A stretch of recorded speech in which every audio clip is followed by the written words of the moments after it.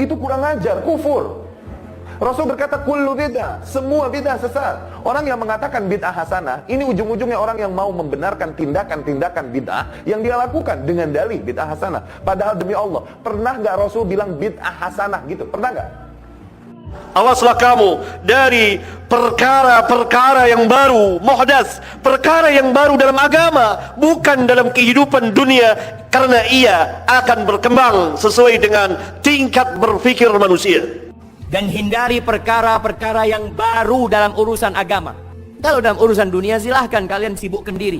Tidak, begitu tahu ngaji ini pulang ke rumah, ini bid'ah, ini bid'ah, ini bid'ah, ini bid'ah. Ini nggak hikmah dalam dakwah. Sekarang itu kalau nggak ada contoh dari Nabi berarti bid'ah.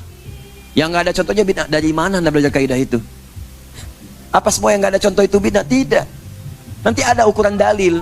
Ada dalil, ada contoh sempurna. Ada dalil, contoh sementara. Ada dalil, contohnya nggak ada. Ada dalil samar, jangankan contoh, dalilnya pun samar. Ada 4 kategori. Ya, sepanjang dalilnya ada, contoh nggak ada, nggak harus divonis bid'ah dulu. Sepanjang tidak dicontohkan, digali. Kenapa nggak ada contohnya, tapi dalilnya ada? Kan sering saya contohkan. Makan daging dob, nggak ada contohnya. Zakat pakai beras, nggak ada contohnya. Contoh dari Nabi, zakatnya pakai kurma. Zakatnya pakai gandum. Berarti antum yang zakat pakai beras itu bid'ah semua. Ya, tidak, merumuskan ilmu itu nggak begitu. Ada kaidah-kaidahnya, ada dasarnya. Kalau belum dasar ini belum paham, jangan bicara. Itu yang berbahaya nantinya. Ya, jelas ya. Apalagi menafsir ilmu yang satu dengan ilmu yang lain, itu yang fatal. Ada tauhid, ada akhlak, ada fikih, ada tasawuf. Anda memandang fikih pakai tauhid yang nggak nyambung, nggak akan nyambung.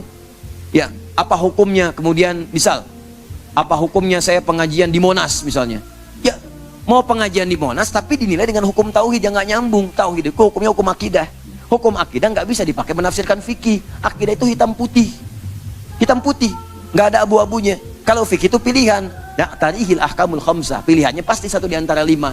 Bisa halal mubah, bisa tadi ke kiri makruh, kiri lagi kemudian haram, ke kanan sunnah, kemudian langsung menjadi wajib. Ya, bisa sunnah, bisa wajib, tengah-tengahnya mubah. Ke kirinya bisa makruh, bisa haram. Kapan itu menjadi mubah, makruh atau haram? Kapan kemudian jadi naik jadi sunnah? Kapan naik jadi wajib? Tergantung pada kondisi hukum yang menyebabkan itu dihukumi demikian. Disebut dengan ilat namanya. Jadi kalau belum paham ilatnya nggak bisa. Makanya tauhid diajarkan sebelum hijrah. Ya, fikih diajarkan setelah hijrah. Karena ketika hijrah sudah dekat dengan Allah, diajarkanlah fikih. Makanya kalau ada orang yang menghukumi dengan tauhid, belajarnya tauhid, menghukumi masalah fikih, pasti orang itu belum hijrah. Belum hijrah karena masih belajar di tahap-tahap awal, belum mengerti tentang hukum-hukum fikih. Ya, paham ya? Nah, jadi yang seperti ini menurut saya dijauhi saja, dijauhi supaya tidak melahirkan nanti fanatisme yang berlebihan, dan belajar dengan baik lagi serta tetap mendoakan yang demikian. Tadi tetap dihukumi hukum bergaul yang biasa. Jangan sampai kemudian jadi kasar, tidak. Ya, teman-teman bergaul, saya tidak pernah mengajarkan Anda mencela orang. Walaupun ada yang mencela saya, nggak apa-apa, mungkin belum tahu. Saya aja memaafkan, kenapa Anda mesti ribut? Nyata tidak jika semua tindak tanduk kaum salafi wahabi itu betul-betul sesuai sunnah dan ajaran Rasulullah Sallallahu Alaihi Wasallam, seperti halnya yang ia keluarkan, atau bahkan sebenarnya mereka itu pelaku sekaligus pencipta bid'ah sesat yang sejati, sebagaimana yang ia sering tuduhkan pada kelompok Ahlus Sunnah wal Jamaah, yang setiap amalannya jelas terdapat dalil nas dan berpanutan kepada ulama salafus soleh. Generalisir buta golongan wahabi salafi terhadap semua amalan yang tidak memiliki dalil teknis dari Nabi Muhammad SAW sebagai bid'ah. Golongan ini sangat tidak mau mengakui tradisi, apalagi kebudayaan bercampur dengan agama. Bahkan mereka menolak dengan mentah-mentah penggunaan tradisi dan kebudayaan sebagai infrastruktur keagamaan atau sekedar sebagai wasilah atau media dakwah. Dalil andalan mereka adalah selama tidak diajarkan oleh Nabi Muhammad SAW, maka haram hukumnya dilakukan. Karena agama Islam sudah sempurna, sebagaimana ayat Al-Ma'idah ayat 3, Al-yawma akmaltu lakum dinakum wa atmamtu alaikum ni'mati wa raditu lakumul Islam madina, yang artinya pada hari ini telah kusempurnakan untuk kamu agamamu, dan telah kucukupkan kepadamu nikmatku, dan telah kuridhoi Islam itu jadi agama bagimu. Nalar bid'ah dan sesat ala pikiran Wahabi Salafi berlandaskan kepada dalil hadis Nabi Muhammad sallallahu alaihi wasallam yang menyatakan, "Man amila amalan laisa alaihi amruna fahuwa raddun," yang artinya, barang siapa melakukan suatu amalan yang bukan berasal dari kami, maka amalan tersebut tertolak. Hadis riwayat Muslim. Sehingga dalam paham Salafi Wahabi, seluruh amalan yang tidak dilakukan oleh Rasulullah Sallallahu Alaihi Wasallam adalah tertolak. Hadis ini dipahami secara tekstual oleh orang Salafi Wahabi sebagai dasar pembid'ahan semua amalan yang dilakukan oleh Muslim di Nusantara ini. Lebih jauh, mereka menganggap Muslim di Nusantara sebagai ahlu bid'ah dan tempatnya adalah neraka. Padahal dalam kerangka membumikan Islam diperbolehkan mempertahankan tradisi dan kebudayaan yang tidak bertentangan dengan Islam.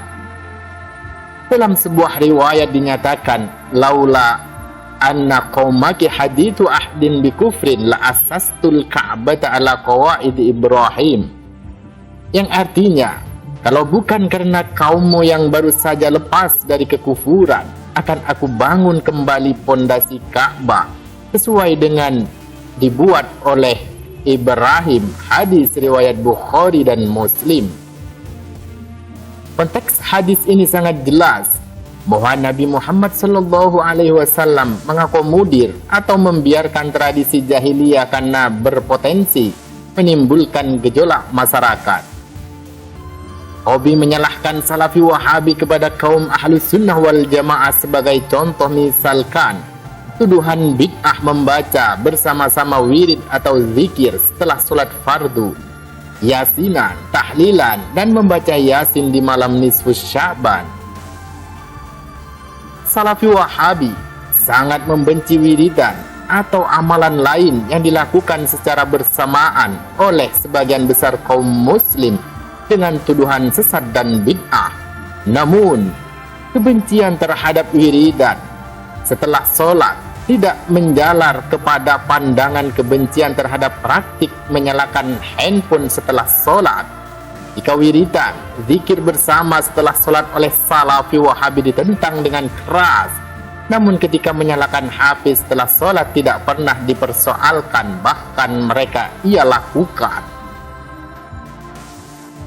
Salah satu contoh lain misalkan, jika datang bulan Ramadan, orang Wahabi Saudi Arabia mengadakan sholat tahajud berjamaah sebulan suntuk dengan memilih waktu khusus di bulan Ramadan dari awal hingga akhir bulan Ramadan, seperti yang dilakukan di Masjidil Haram Makkah dan Masjid Nabawi Madinah, dan diimami oleh tokoh-tokoh Wahabi. Tradisi tata cara amalan berjamaah tahajud sebulan suntuk yang dikhususkan pada bulan Ramadan ini jelas-jelas tidak pernah dicontohkan oleh Nabi Muhammad sallallahu alaihi wasallam.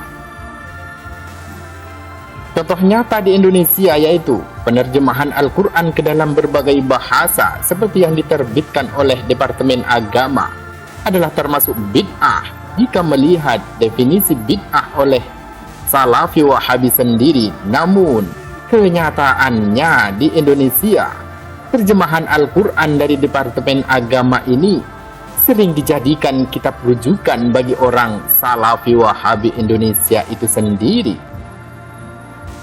Nah, pemikiran Wahabi ini memang rancu dan aneh, jelas kelihatan dangkalnya.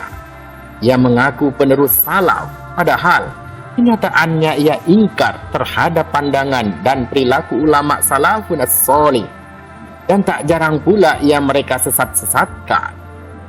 Sehingga jika dilihat dari kerancuan otaknya, sejatinya mereka para kaum dangkal Salafi Wahabi ini adalah pelaku dan pencipta bid'ah yang sengaja dibungkus dengan tameng kata salaf sunnah ala made in Wahabi. Wallahu a'lam bissawab.